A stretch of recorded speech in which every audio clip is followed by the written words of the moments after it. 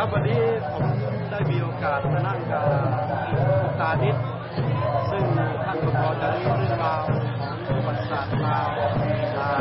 มากพอสมควรเพราะท่านเคยรับราชการอยู่ที่นี่ท่านก็ได้เล่าเรื่องราวของเจ้ามหาชีวิตอย่างเรื่องของพระชัยเชษฐาซึ่ง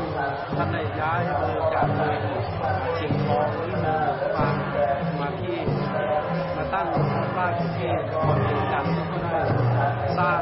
เจดีย์พระธาตุหลวงนี่ถือว่าเป็นบุญใหญ่ที่สุดของเราบอกใหญ่ที่สุดของเรานะหลายเขาได้มากมวลซื่นงานองค์พระธาตุหลวงนี่ผู้ทำอิฐเป็นผู้สร้างนี่ใครเป็นผู้สร้างตามใจนี่เป็นพระสุตา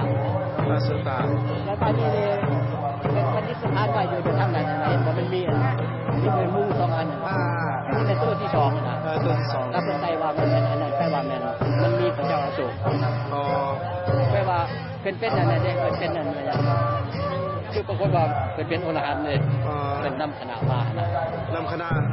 มาจากอินเดียมาลาวอินเดียมาลาวมาเผยแผ่พุทธศาสนาก็เลยมาสร้างไว้สร้างเป็นเจดีย์ใหญ่นี่เจ้ามหาชีวิตสมัยก่อนนี่องค์ไหนเจ้าเสถียรที่1ได้เจราอยู่หลวงพระบางดิ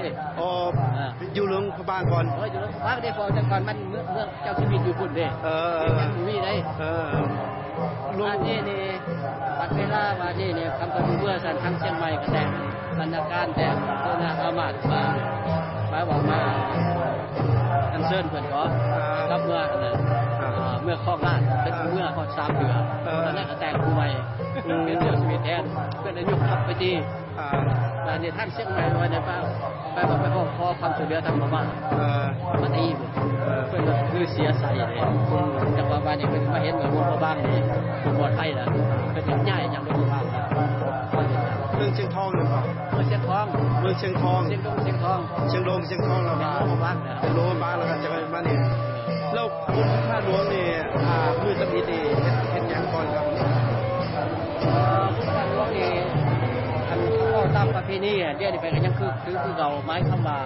ก่อนอื่นเมื่อแล้วแปลว่ามันมีพุ่นอยู่วัดศรีเมืองวัดศรีเมืองเราเพิ่นแห่ประสาทเพิ่งมาถึงหมดเลยคือสิเป็นก่อนบุญตาหลวงประมาณ2-3 ปีแล้ววันนี้เป็นแห่ประสาทเพิ่งมาแล้ววันนี้เมื่อวานก็มีแห่ถึงแปลว่าเป็นกำหนดเอามือก่อนบุญตาหลวงมือ